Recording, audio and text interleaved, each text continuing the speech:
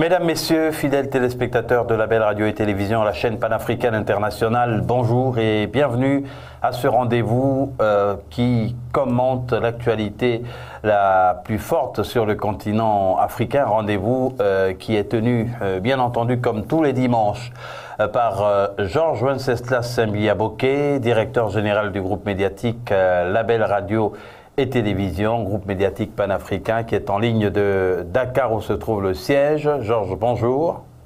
Bonjour Aziz, bonjour Robert, bonjour à tous et bon dimanche.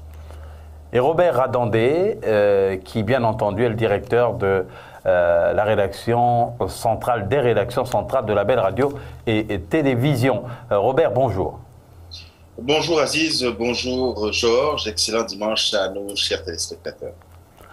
Le fait de la semaine est le retour en Côte d'Ivoire de l'ancien président Laurent Gbagbo. Après une absence de 10 ans dans les conditions que l'on sait, Laurent Gbagbo a donc été accueilli par une foule en liesse, comme on va le voir dans ce sujet. Le 17 juin 2021 fera date au pays d'Houphouët-Boigny. Le Woudi, qui est considéré comme le chaînon manquant dans le processus de réconciliation en Côte d'Ivoire, sera de retour dans sa terre natale après 10 ans d'absence et de démêlés judiciaires. Finalement acquitté par la Cour pénale internationale le 31 mars dernier, l'opinion s'interroge sur la suite de sa vie politique. Tout commence le 9 février 1982, où les manifestations étudiantes poussent dans leur dernier retranchement le pouvoir de Félix Houphouët-Boigny qui finit par fermer les universités. Laurent Gbagbo, alors professeur d'histoire et syndicaliste, s'érige en leader de la contestation et crée avec son épouse Simone un mouvement clandestin qui deviendra le Front populaire ivoirien. En septembre 1988, il rentre en Côte d'Ivoire après 3 ans d'exil en France et en novembre de la même année, le FPI est officiellement constitué. Il en est le secrétaire général. Le 28 octobre 1990, pour la première fois depuis l'avènement de l'indépendance de la Côte d'Ivoire, Félix Houphouët-Boigny a en face de lui un adversaire à la présidentielle en la personne de Laurent Gbagbo, qui obtient 18,3% des voix. Le mois suivant, il est élu député de Ouaragaïo lors des premières législatives multipartites. Le 18 février 1992, à la suite d'une manifestation, Laurent Gbagbo est arrêté, condamné à 2 ans de prison ferme et 300 000 francs CFA d'amende, mais amnistié et libéré le 31 juillet. Finalement, après plusieurs années de rude stratégie politique sur le terrain, Laurent Gbagbo est enfin élu président avec 59% des voix. C'était le 22 octobre 2000 et ce, malgré la tentative du général Robert Gueye, son adversaire malheureux, de se proclamer vainqueur. Le 19 septembre 2002, après des mois de tensions émaillées de violences politiques, une vaste mutinerie se transforme en rébellion. Dans la foulée, le général Robert Gueye est froidement assassiné. Le 17 octobre, Laurent Gbagbo accepte de signer un cessez-le-feu. L'accord de Marcoussis, validé par la France le 24 janvier 2003, prévoit le maintien au pouvoir de Laurent Gbagbo et un gouvernement d'ouverture. Le 27 septembre 2005, Laurent Gbagbo déclare que l'élection présidentielle ne pourra se tenir le 30 octobre, faute d'un désarmement de la rébellion, et qu'il se maintiendra à son poste après cette date. Le 31 octobre 2010, Laurent Gbagbo arrive de nouveau en tête au premier tour de la présidentielle avec 38% des voix. Alassane Ouattara est deuxième avec 32%. Il s'ensuit l'annonce le 2 décembre 2010 par la commission électorale indépendante de la victoire d'Alassane Dramane Ouattara avec 54% des voix au second tour, une victoire relative à son alliance avec Henri Konan Bédié arrivé troisième avec 25% des voix.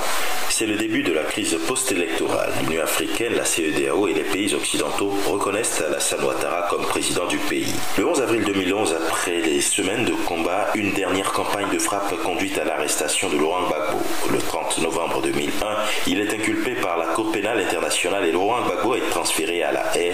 Le 18 janvier 2018, la Cour suprême d'Abidjan condamne Laurent Gbagbo et 3 membres de son dernier gouvernement à 20 ans de prison et 329 milliards de francs CFA d'amende pour l'affaire dite de la casse de la BCEAO.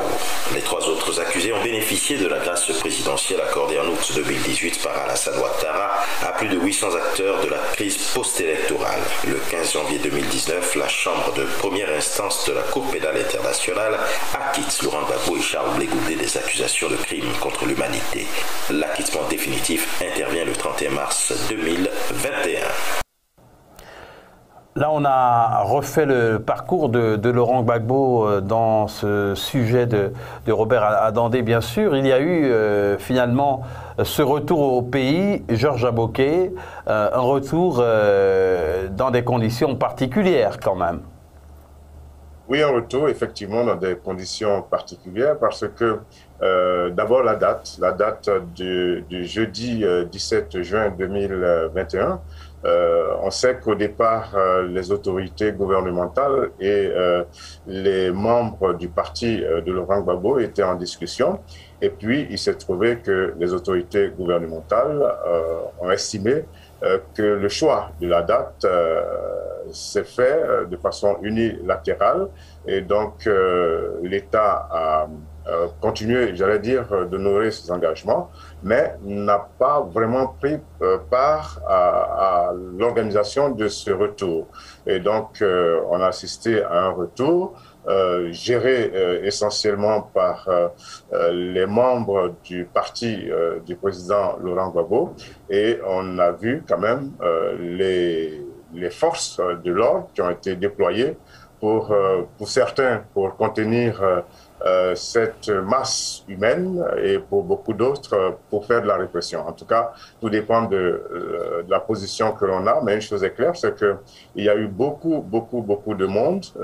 Tout le monde n'a pas pu avoir accès à l'aéroport international Félix Houphouët-Boigny d'Abidjan, mais une chose est claire, c'est que dans les rues de la capitale économique d'Abidjan, eh bien, il y avait beaucoup de monde et le parcours de l'aéroport jusqu'au siège, jusqu'au quartier général du président Laurent Gbagbo, eh bien, il y avait foule.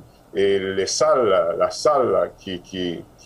dans laquelle il a pu faire son premier discours était pleine à craquer. En tout cas, on peut estimer que le président Laurent Gbagbo a toujours son public avec lui, une foule avec lui, et on considère que c'est l'un des hommes parmi les plus populaires de Côte d'Ivoire. Robert Adandé, Laurent Gbagbo a eu des mots de reconnaissance à l'endroit des autres pays africains. Il a dit, je vais essayer de le paraphraser, qu'il est ivoirien, certes, mais qu'il est africain parce qu'il a vu de la prison qu'il était soutenu par tous les Africains. Oui, il a été soutenu par tous les Africains, il a été soutenu par l'Afrique tout entière, hein. Il y a eu des chansons pour lui, même au niveau du Gabon. On a eu une chanson célèbre, si je ne m'abuse, de Pierre Akenege, oui. Pierre Claver Akenege, pour rendre hommage à son combat, à sa cause. On a eu plusieurs soutiens quand même, donc il était de bon ton qu'il ait un petit clin d'œil à l'endroit de toutes ces personnes-là qui lui ont témoigné de la solidarité, de la sympathie, de l'affection et du soutien. Le 17 juin, comme on l'a dit, restera une date mémorable pour les partisans du président Laurent Gbagbo, y compris pour lui-même. C'était un test grandeur nature de sa popularité qui, comme on l'a vu, est resté totalement intact. Il a peut-être même qu'il ne s'attendait pas à cette foule, surtout en raison des contraintes sanitaires. Mais bon, je crois que le contexte du coronavirus n'a pas étiolé cette envie des sympathisants du président Laurent Gbagbo de lui rendre cet hommage-là, de venir l'accueillir à l'aéroport et de savourer cet instant qu'ils auraient attendu pendant près d'une décennie. Georges, est-ce que toutes les factions du FPI ont essayé d'accueillir Laurent Gbagbo?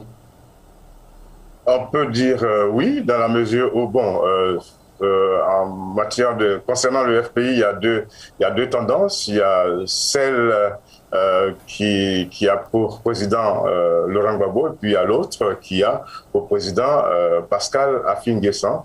Pascal Affi-N'Guessan était bel et bien à l'aéroport, mais ils n'ont pas pu se rencontrer dans la mesure où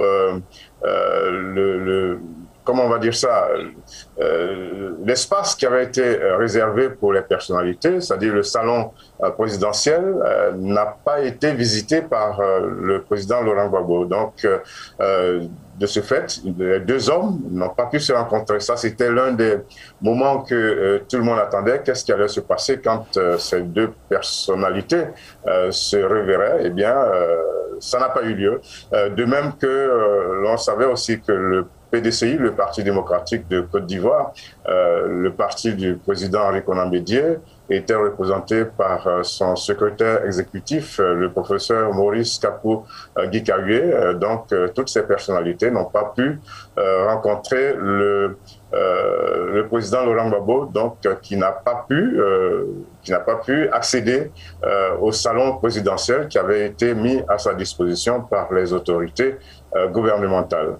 Maintenant, si je reviens un peu en arrière sur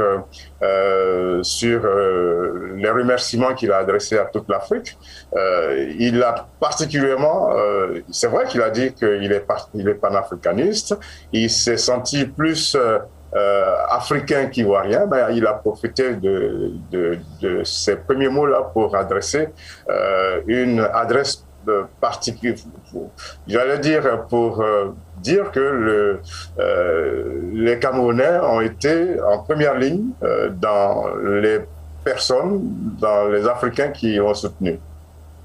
D'accord. Et effectivement, on se souvient que au Cameroun, il y avait eu beaucoup de soutien populaire pour le président Laurent Gbagbo lorsque, bien sûr, il avait été dans ces moments difficiles. Robert Adandé, il y a eu aussi beaucoup de commentaires sur les froides retrouvailles entre l'ancien président et Simone Gbagbo, son épouse.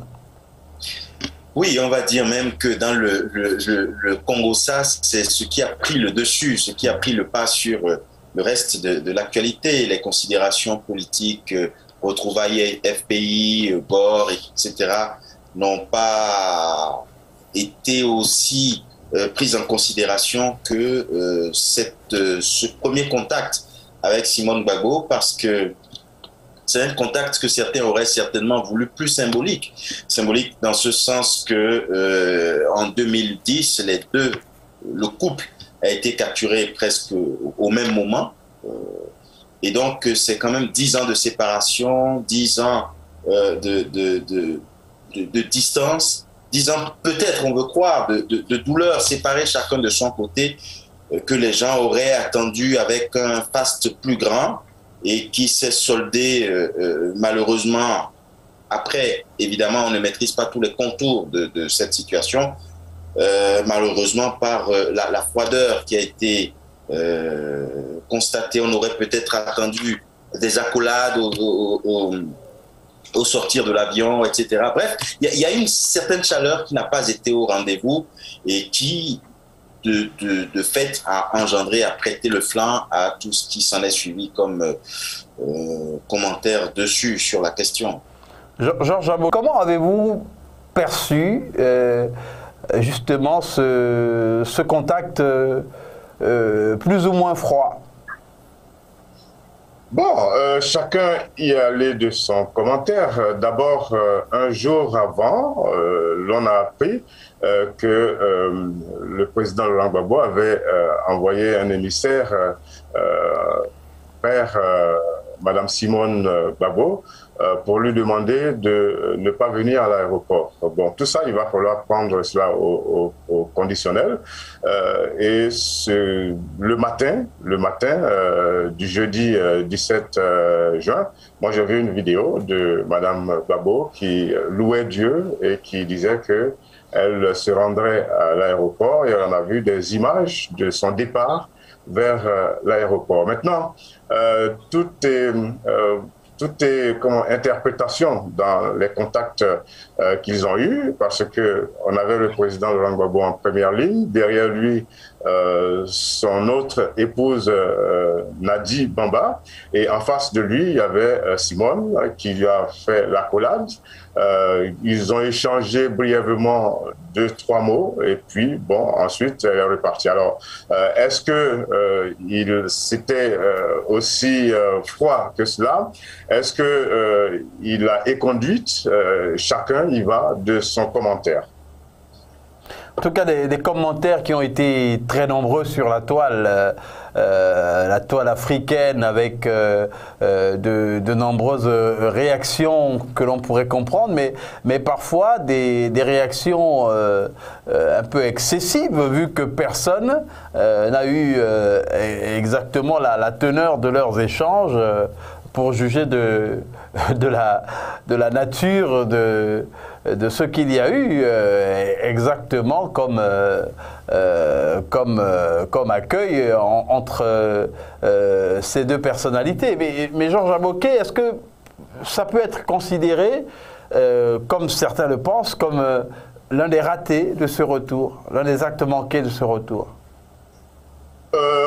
Là encore, tout dépend de la position que l'on a. Pour les Gor, c'est-à-dire les Gbagbouriens et tous les partisans du président Gbagbo, c'était un événement pour eux qui ne les concernait pas. Cela fait partie, selon eux, de la vie privée du président Gbagbo, et donc eux, ils ne voient que l'homme politique et ils banalisent ces images qui ont été vues à travers le monde. Mais pour d'autres, pour beaucoup d'autres, et quand on regarde la presse ivoirienne, les unes qui sont parues le lendemain, il y en a beaucoup qui ont titré donc sur cet aspect des choses. Dans tous les cas, c'était un moment, il y avait plusieurs séquences comme ça attendues pour ce retour du président Gbagbo. Donc tout à l'heure, vous avez posé la question concernant le président Affi N'Guessan. Donc tout le monde attendait de voir ce que ça allait donner comme rencontre. Bon, cette rencontre n'a pas eu lieu, mais tout le monde attendait aussi de voir cette rencontre entre le président Laurent Gbagbo avec une de ses épouses qui a fait le voyage avec lui et accueillie par l'autre. Donc les avis sont partagés. Est-ce qu'on peut parler de ratés? Moi, je dirais que les ratés, c'est surtout dans le cafouillage qu'on a eu, parce qu'il y avait un certain nombre d'autorités qui étaient installées dans le salon d'honneur, et là, il n'y a pas eu ce contact-là. Il y a des autorités traditionnelles, des autorités politiques qui étaient dans ce salon, donc qui attendaient de saluer ce retour, et cette occasion n'a pas eu lieu.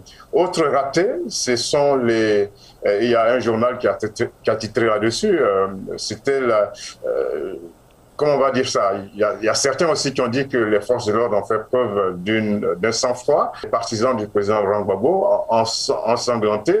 Donc ça veut dire qu'ils ont pris des coups. Il paraît qu'il y a eu des bastonnades. Mais le plus important finalement à retenir, c'est que le président Laurent Gbagbo est arrivé, et l'on se demande maintenant quelle va être la suite. On a vu qu'il n'a évidemment rien perdu de son talent d'acteur politique, puisqu'il a presque aussitôt mis le pied à l'étrier. Il y a le temps du deuil, comme il l'a indiqué lui-même. Robert Adandé, il va faire une pause avant de reprendre son activité politique? Oui, le temps du deuil, parce que autant le retour du président Laurent Gbagbo reste un moment d'euphorie, de joie, mais il faut pas non plus oublier d'où on vient. On vient de la crise de 2010, une crise qui a quand même laissé des souvenirs douloureux dans le cœur, dans la mémoire des uns et des autres, et le président Laurent Gbagbo fait bien de dédier ces premiers instants-là à ce recueillement, à ce silence, avant d'amorcer ces nouvelles perspectives politiques. Et justement, parlant perspective, maintenant, la question est de savoir qu'en adviendra-t-il FPI, il y a eu plusieurs courants. Il y a eu les Gor, Gbagbouriens, il y a eu les Lafinguessan, il y a, si je ne m'abuse, aussi un courant très proche de Madame Simone Gbagbo. Alors, qu'est-ce qu'il adviendra de tous ces différents courants? Est-ce qu'il arrivera à fédérer tout le monde? Est-ce qu'il désignera un dauphin? Est-ce qu'il reprendra les choses en main? Bon, voilà autant de points d'interrogation, sachant que l'ancien président reste quand même sous l'effet de cette condamnation à 20 ans de prison pour cette affaire des coffres de la BCEAO. Est-ce que le président, enfin, est-ce qu'il y aura une suspension ou une grâce par rapport à cette sentence-là? Bon, voilà quelques questions qui taraudent les esprits et que, bon, les jours à venir... Georges Aboké, justement, va pouvoir y répondre. Pour l'instant, ces charges n'ont pas été abandonnées à propos du cas de la BCEAO. Bon, ça n'a pas été dit de façon claire et nette, mais je crois que c'est une page... Je crois que c'est une page qui est tournée parce que cela faisait partie des conditions pour organiser ce retour. Si je reviens sur la méthode, Gbagbo, j'allais dire, faut se dire que bon, tout le temps qu'il a passé en Belgique, après son acquittement, lui a permis de réfléchir profondément à la situation. Et puis, tel que l'on le connaît, il est certes descendu à Abidjan désormais. Il a demandé qu'on lui permette de se recueillir sur le tombeau de sa mère, qui est décédée pendant qu'il était à La Haye. Il avait demandé à l'époque de venir prendre part aux obsèques et ça lui a été refusé. Et puis il a un de ses grands amis, compagnon de lutte, que l'on appelait le gardien du temple, M. Abdraman Sangaré, qui est lui aussi décédé. Et donc il a demandé que l'on lui permette de se concentrer quelque peu dans les premiers temps sur ces deux deuils. Il ne faut pas oublier, comme je disais tout à l'heure, sa méthode, c'est faire beaucoup de consultations, et je suis sûr qu'il va le faire, beaucoup de consultations, avant de passer à comment on va dire ça, à l'action. Et donc, il faut s'attendre à ce qu'il parle beaucoup avec les membres de son parti et qu'il parle beaucoup avec les autres, des autres organisations politiques, notamment le président Henri Konan Bédié. Et c'est certainement après ces différentes consultations qu'on va voir transparaître une démarche. Il a évoqué le pardon. On voit que c'est un pas vers la réconciliation. On a aussi vu, on a pu lire sur de nombreuses pancartes de personnes qui étaient allées l'accueillir que Gbagbo est rentré, maintenant la réconciliation est possible. C'est donc un coup d'accélérateur, peut-être pour le processus de réconciliation. Georges Aboké ? Oui, bon, quand on veut se réconcilier, c'est que auparavant il y a eu un certain nombre d'histoires, il y a eu des querelles, il y a eu de la bagarre, il y a eu même la guerre. Et donc, c'est plusieurs parties, au moins deux parties qui doivent se réconcilier. Et donc, il était difficile d'entrevoir une réconciliation en Côte d'Ivoire avec un certain nombre de poids lourds de la politique ivoirienne. Vous savez que depuis 20 ans, la Côte d'Ivoire est politiquement en crise. Et aujourd'hui, le président Laurent Gbagbo a regagné la Côte d'Ivoire après 10 années de prison. Donc, l'on se dit que les trois ténors de la politique ivoirienne sont désormais sur le territoire. Il s'agit donc du président Gbagbo, du président Henri Konan Bédié et du président Alassane Dramane Ouattara. Mais il ne faut pas oublier qu'à côté, il y a d'autres acteurs qui pointent à l'horizon. Il s'agit notamment de Guillaume Soro. Alors, c'est vrai que le retour du président du président Gbagbo, pardon, est considéré comme un pas en avant vers la réconciliation, mais l'on attend que le procès concernant Guillaume Soro soit achevé, mais déjà on a entendu le procureur de la République requérir la prison à vie pour Soro Guillaume. Alors, si c'est acté, ça voudrait dire qu'on a fait peut-être un pas en avant vers la réconciliation et puis quelques centimètres en arrière, parce que, bon, tous ceux qui parlent de réconciliation aujourd'hui en Côte d'Ivoire souhaitent que tout le monde, tous les acteurs politiques, quels qu'ils soient, soient présents sur le territoire. Donc, pour le moment, le sort de Guillaume Soro, c'est un point d'interrogation, mais l'on voit que le retour du président Gbagbo est une avancée vers la réconciliation. Je voudrais prendre un exemple que eux-mêmes, les partisans du président Gbagbo, relèvent. Quand les choses ont commencé à s'arranger, quand l'on a commencé à parler de son retour, eh bien, le parti du président Gbagbo a pu prendre part à la dernière élection législative, alors que depuis 2010-2011, ce parti avait complètement tourné le dos aux élections. Donc le fait de voir toutes les composantes politiques prendre part à ces élections législatives fait dire à certains qu'il y a des pas qui sont en train d'être effectués vers la réconciliation. Robert Adandé, Guillaume Soro, et Georges vient de le relever, est un acteur important qui a également de nombreux partisans. C'est quelqu'un avec qui on doit pouvoir également compter pour construire cette réconciliation, tout comme Charles Blé Goudet. Oui, exactement. C'est vrai que l'attention s'est cristallisée autour de la personne du président Laurent Gbagbo pour ce qu'il représente, pour ce qu'il a représenté dans l'histoire de la Côte d'Ivoire.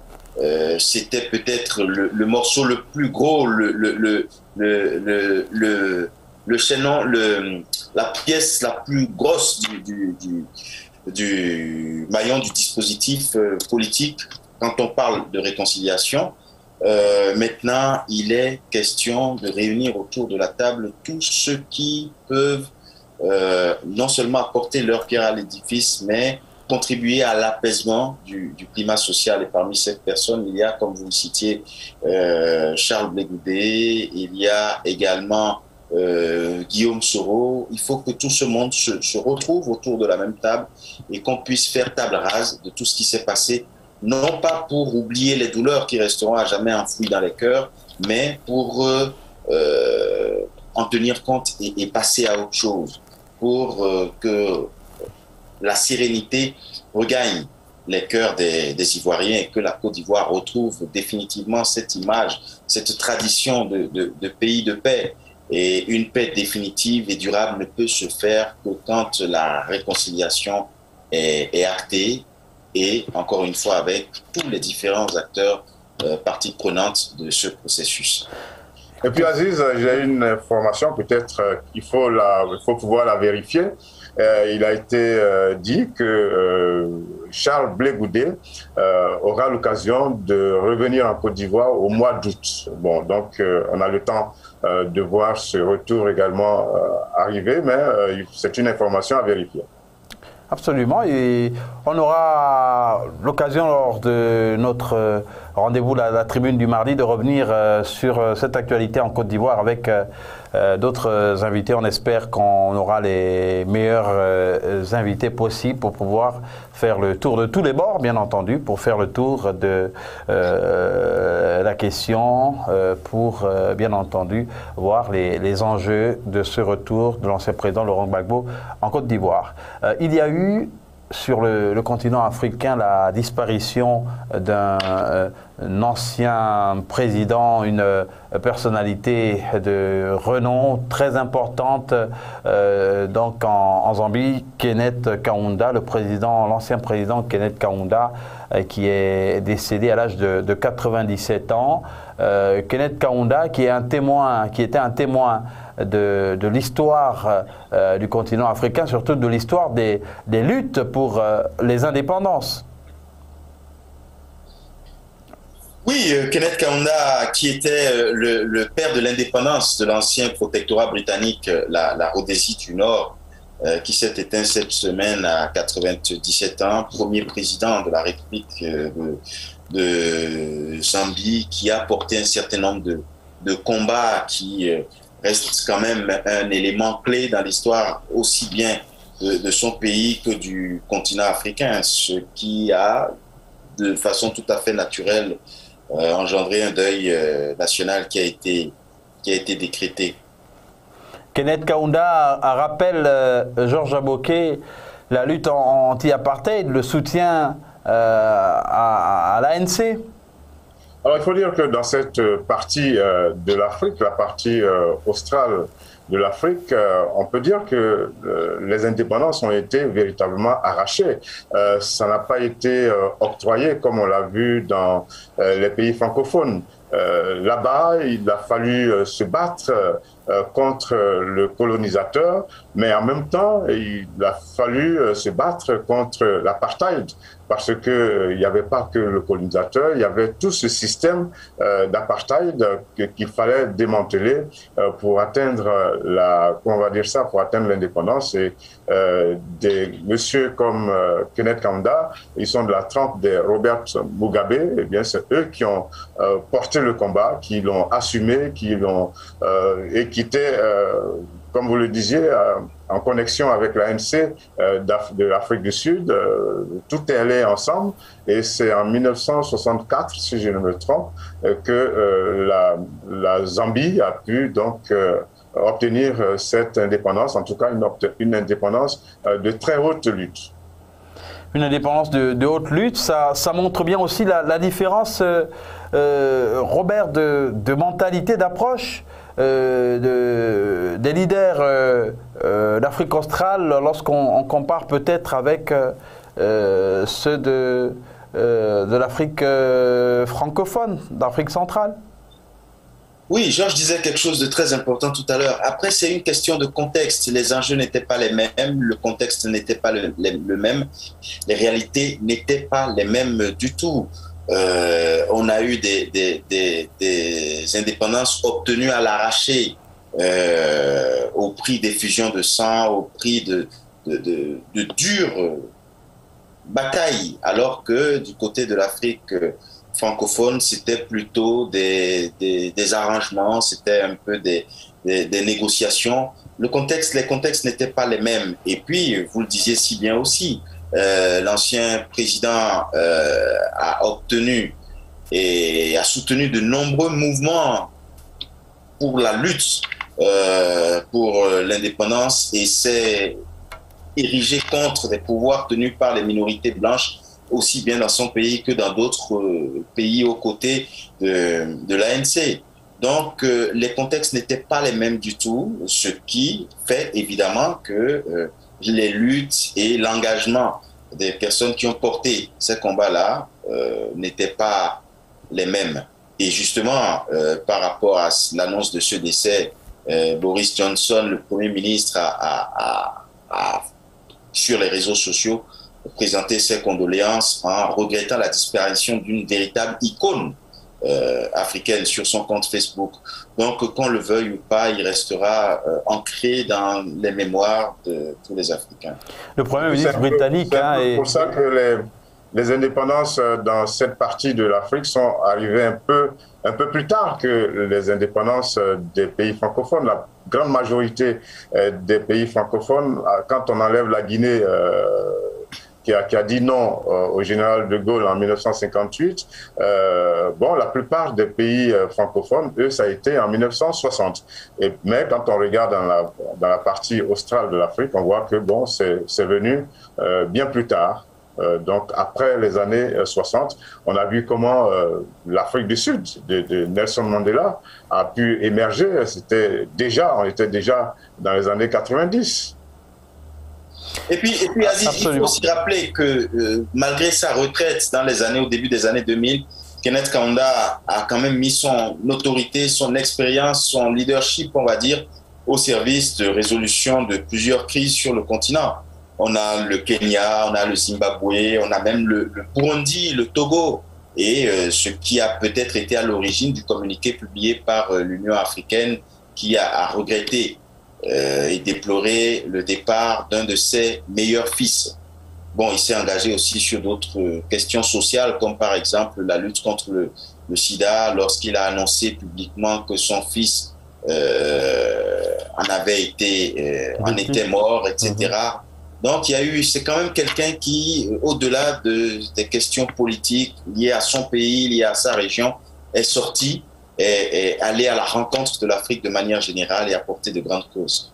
Et on rappelle... Il y a eu quand même par rapport, quand on compare, par exemple, Kenneth Kaunda, Robert Mugabe à Nelson Mandela, il y a une différence d'approche. Nelson Mandela beaucoup plus ouvert, alors que, bon, Robert Mugabe, Kenneth Kaunda, un peu plus dans une démarche de parti unique, parti-État. Donc, il y a cette petite différence-là quand même. Une petite différence. Et on rappelle que l'équipe nationale de Zambie, à un moment donné, s'était appelée les Kenneth Kaunda 11. Avant que le nom de l'équipe ne soit changé, c'était aussi certainement pour montrer l'attachement qu'il avait pour l'équipe nationale de football et pour le football en Zambie. En tout cas, sa mémoire a été unanimement salué par les Africains et d'autres dirigeants du monde, comme vous l'indiquiez, Robert Adandé, par Boris Johnson, entre autres. Il y a aussi le retour de ces reliques de Patrice Emery Lumumba, autre grand leader panafricaniste, ancien Premier ministre de RDC. Le retour de ces reliques reportées, sinédiées. On ne sait pas très bien quelles sont les raisons, mais ce report annoncé a été simplement ajourné. Ce report plutôt inattendu des cérémonies de restitution des reliques du père de l'indépendance congolaise serait lié, selon les autorités, à la crise sanitaire et principalement la troisième vague. Il était d'ailleurs déjà prévu que le président congolais Félix Tshisekedi se rende à Bruxelles pour assister à une première cérémonie dans une dizaine de jours.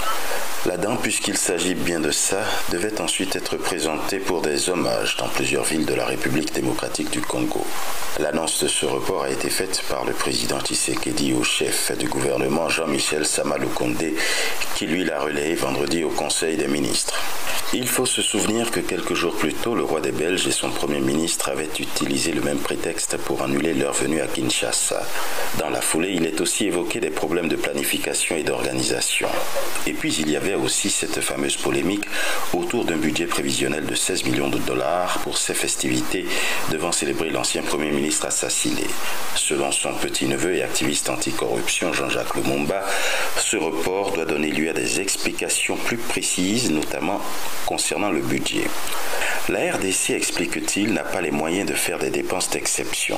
Je pense que l'occasion est choisie pour pouvoir éclaircir l'opinion nationale et internationale sur l'utilisation de la somme de 16 millions de dollars pour ces festivités.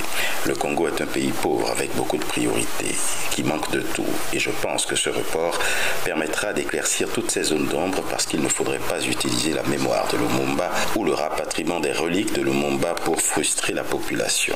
Surtout qu'il s'agira d'un événement heureux pour l'honneur de ce grand Africain. Cette restitution annoncée tambour battant en décembre dernier pourrait être reportée de plusieurs mois, probablement en début de l'année prochaine, a expliqué le Premier ministre belge Alexander De Croo. Il a assuré que cela permettra également de restituer la dépouille de Patrice Lumumba à la famille de la manière la plus appropriée et la plus digne possible. Autre fait, loin d'être anodin pour l'activiste Jean-Jacques Lumumba, ce sont les propos du Premier ministre belge en réponse à une question orale d'un parlementaire. Le chef du gouvernement belge a qualifié Patrice Emery Lumumba de personnage controversé, tout en réitérant ses excuses présentées par la Belgique et la nécessité de l'honorer. Le petit-neveu de Patrice Lumumba, tout en ne cachant pas son mécontentement, dit espérer qu'il s'agit d'un lapsus. 16 millions de dollars en budget prévisionnel pour les festivités marquant le retour de cette relique de Patrice Emery Lumumba, c'est quand même trop pour un pays pauvre comme la République démocratique du Congo, ou du moins pour un pays qui a autant de défis à relever, Robert Adandé. Oui, et c'est ce que condamne justement le petit-neveu de Patrice Lumumba, qui estime qu'il faut qu'il y ait une transparence autour du budget lié à ces festivités. En principe, ce n'est qu'une symbolique, parce que là, on parle d'une dent, et c'est tout ce qui resterait aujourd'hui de Patrice Lumumba, ancien Premier ministre et héros national du Congo indépendant, dont le corps a été fondu dans l'acide après son assassinat.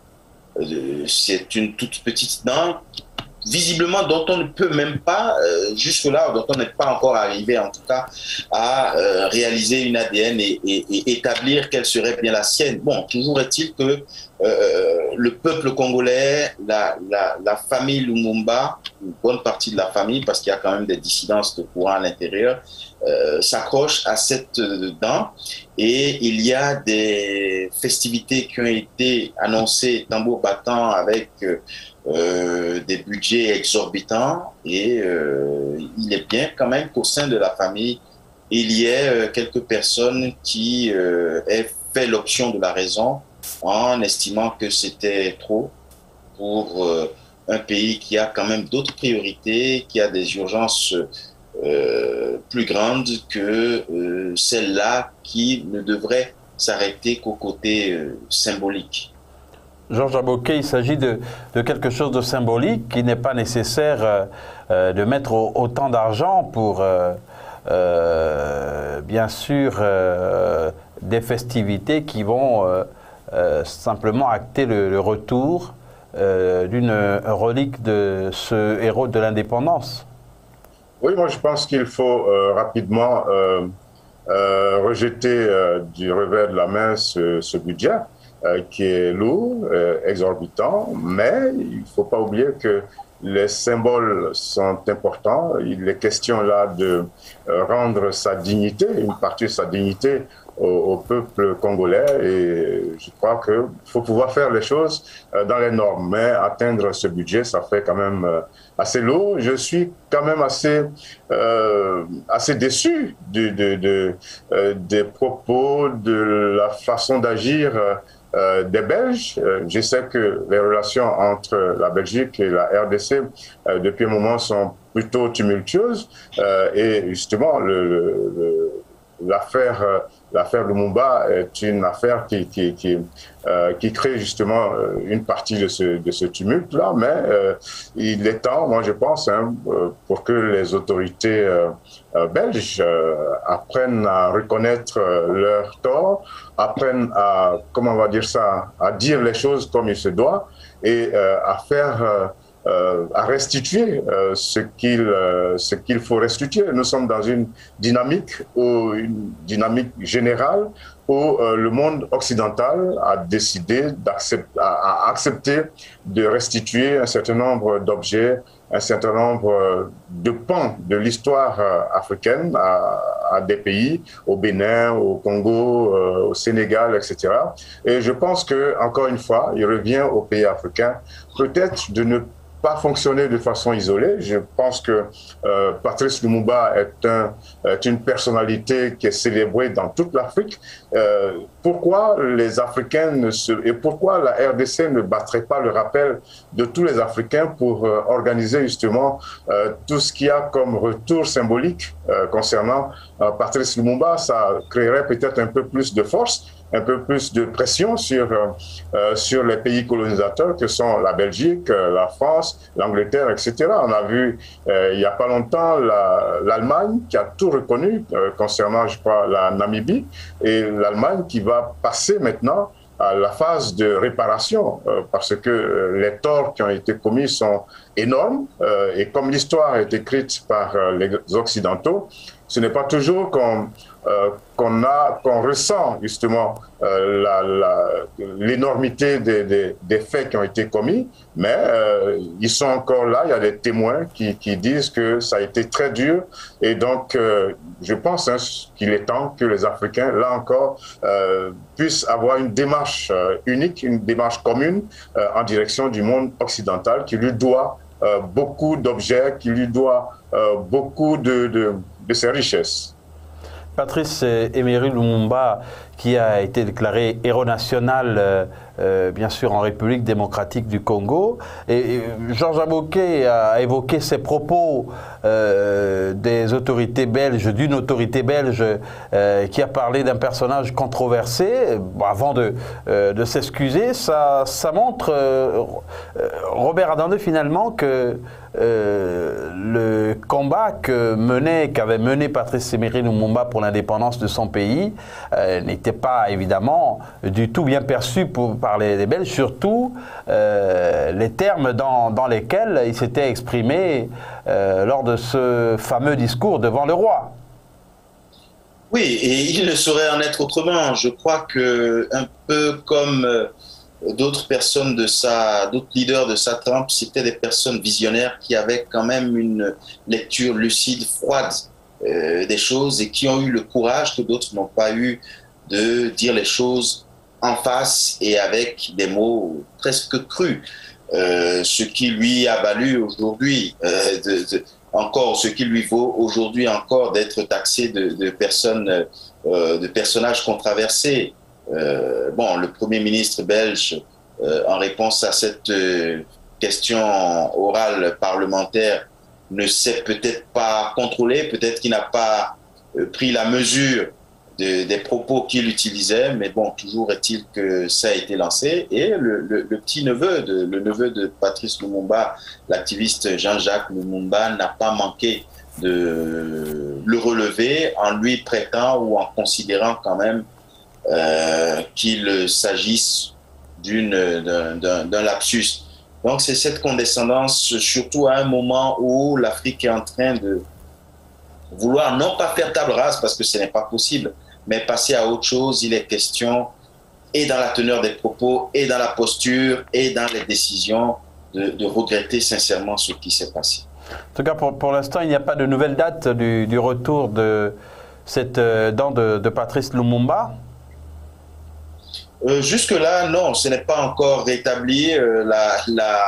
La pandémie du coronavirus reste l'argument numéro 1. Maintenant, il y a quelques mouvements, comme vous le disiez, qui souhaitent que le budget soit discuté, soit revu, soit transparent. Peut-être que le temps de finir avec ces différents aspects. Parce que 16 millions de dollars, on peut en convenir, c'est quand même une sacrée somme d'argent qui devrait permettre de résoudre pas mal de soucis. Absolument, surtout en plein contexte de Covid-19 où l'accès n'est pas total à l'eau potable, alors qu'il est question de redoubler d'hygiène, où l'accès n'est pas total aux différents soins de santé, etc. Il faut pouvoir se concentrer sur l'essentiel, et je crois que la mémoire de Patrice Lumumba même ne préférerait, on veut croire que on s'occupe des questions les plus urgentes et que on respecte le symbole de cet acte qui n'est pas un petit, mais qu'on fasse la part des choses tout de même. Georges Aboké, un mot sur le sujet? Oui, il faut dire que Patrice Lumumba, quand on regarde les écrits qui ont été faits sur sa vie, quand on regarde tous ces films concernant sa vie, on sait que c'était quelqu'un de sobre, mais de déterminé, et qui voulait à tout prix que son pays soit indépendant. Indépendant dans tous les sens du terme. Il savait que son pays était très riche et qu'il faisait l'objet de toutes les convoitises. Et donc, lui, il demandait véritablement une indépendance qui marquerait la rupture totale avec la Belgique.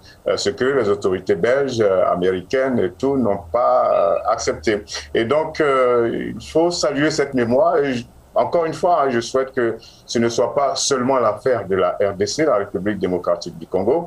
Aujourd'hui, Patrice Lumumba est on le met il est placé au Panthéon et on retrouve ce personnage aux côtés de Kwame Nkrumah, de Thomas Sankara, un certain nombre de personnalités africaines qui ont défendu l'Afrique. Et encore une fois, il est temps que les pays africains se mettent ensemble pour régler des problèmes qui sont communs. Parce que quand on regarde bien, dans un certain nombre de pays, il y a eu ce genre de situation. Il y a tous ces objets culturels qui ont été emportés. Il y a eu beaucoup de choses. Donc, pourquoi l'Afrique n'organiserait pas une grande rencontre pour que, et là, on peut s'adresser à l'Union africaine, pour avoir une démarche commune et faire en sorte que des personnalités comme Lumumba soient reconnues de toute l'Afrique et même du monde entier. Encore une fois, quand on cite les grands de ce continent, on cite Lumumba, et donc il n'est pas question que cette affaire ne soit qu'une affaire entre la Belgique et la République démocratique du Congo. Et au Gabon, on parlait de lutte contre le Covid-19. Il y a cette mesure qui avait été annoncée par le président Ali Bongo Ondimba lors de son discours annonçant l'assouplissement de restrictions contre le Covid-19 le 28 mai. Une mesure donc qui impose la quarantaine aux voyageurs internationaux qui arrivent au Gabon. Et depuis le 15 mai, elle est entrée en vigueur. Les commentaires évidemment sur la toile gabonaise sont nombreux. Il y en a qui pensent que c'est excessif et d'autres qui considèrent que c'est pour la bonne cause. Les formalités d'usage terminées, leur test Covid-19 effectué à leurs frais, les voyageurs arrivés à l'aéroport international de Libreville au Gabon sont conduits vers leur lieu de confinement. Un hôtel parmi ceux triés sur le volet par le ministère du Tourisme. Cette disposition est prise en application de la mesure annoncée par le chef de l'État gabonais Ali Bongo Ondimba lors de son allocution du 28 mai 2021. Elle est entrée en vigueur depuis le 15 juin dernier. Précisons que la quarantaine pour une durée de 24 heures est le temps, disent les autorités sanitaires, de prendre connaissance du résultat du test PCR effectué par les voyageurs. En plus des 20 000 francs du test PCR qui sont à la charge du voyageur, s'ajoutent les frais d'hôtel pour le confinement. Cette dernière mesure est très critiquée, notamment sur la toile gabonaise, par de nombreuses personnes estimant qu'elle va davantage affecter le secteur du tourisme, déjà mis à terre par les premières restrictions contre le Covid-19 prises en mars 2020. Là, nous avons la lutte contre le Covid-19 qui, au Gabon, prend atteint un autre niveau. On est passé par les deux premières vagues. Robert Adandé, et là on a une disposition prise peut-être pour prévenir une troisième vague, mais on a vu qu'il y a quand même pas mal de plaintes en raison de la crise financière qui est la conséquence de cette crise sanitaire. Exactement, il y a eu la crise sanitaire qui a engendré de nombreuses conséquences, dont des conséquences financières. Et aujourd'hui, il s'agit de prendre des dispositions, mais il s'agit aussi de remonter la pente tout doucement.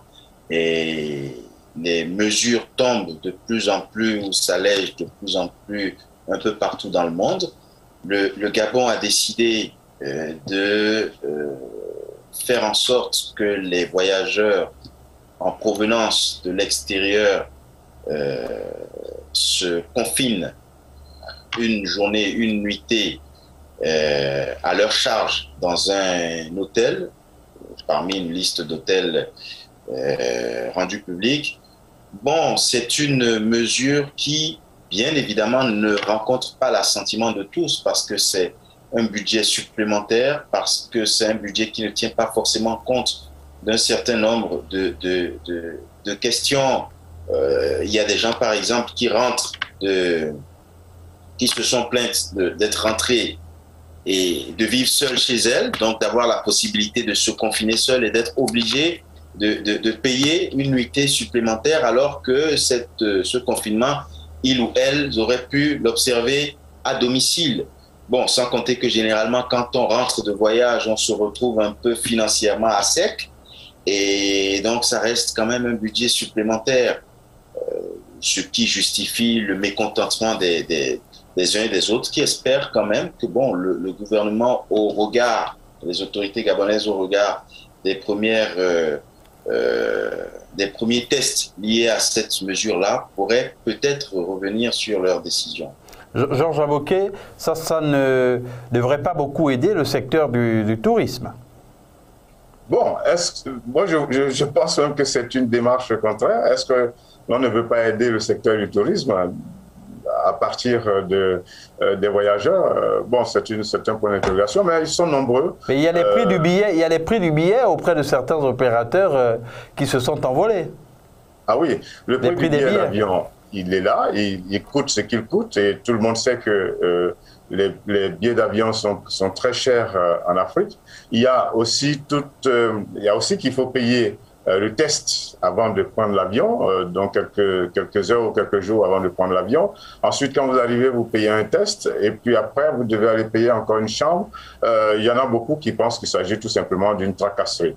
Alors, on voit que les autorités gabonaises sont fermes là-dessus. Est-ce qu'il n'y a pas possibilité de revenir sur de trouver une autre démarche, parce que, eh bien ça peut pousser à réduire, à voir le nombre de voyageurs être réduit, et bon, alors que bon, il y a beaucoup d'hommes d'affaires malgré le Covid-19 qui bougent, qui vont, qui viennent, et ça fait un budget qui n'est pas prévu, qui n'est prévu nulle part, un budget de chambre d'hôtel. Bon, on a vu aussi que le Gabon, on est un peu habitué à ces tours de vis du Gabon. On a vu que quand il y a eu le tout premier cas, eh bien, toutes les frontières sont fermées. Donc, les Gabonais et ceux qui pratiquent le Gabon devraient être maintenant habitués à ce type de tracasserie, à cette rigueur dans la gestion du coronavirus. Écoutez, nous sommes arrivés au terme de ce numéro d'Actu 7. C'est allé très vite. On n'a pas vu le temps passer tellement on a été absorbé par cette forte actualité du retour de l'ancien président Laurent Gbagbo. Le pays que vous allez nous inviter à visiter ce soir, Georges Aboké? Ben, ça va être la grande île, c'est-à-dire Madagascar. Madagascar, justement, quand on parle du coronavirus, qui a défrayé la chronique en 2020, qui a occupé le devant de la scène avec sa proposition de traitement. On va voir ce que devient ce pays après un peu plus d'1 an de coronavirus. Merci donc à Georges Aboké. Je rappelle que vous êtes le directeur général du groupe médiatique panafricain Label Radio et Télévision qui émet désormais de Dakar depuis le mois de mars 2020, et Georges Aboké 2021 pardon depuis le mois de mars 2021, et Georges Aboké Robert Adandé, directeur des rédactions centrales du groupe médiatique Label Radio et Télévision. Merci de votre attention à vous, fidèles téléspectateurs, et très bonne suite de programmes sur Label Radio et Télévision, votre chaîne panafricaine internationale.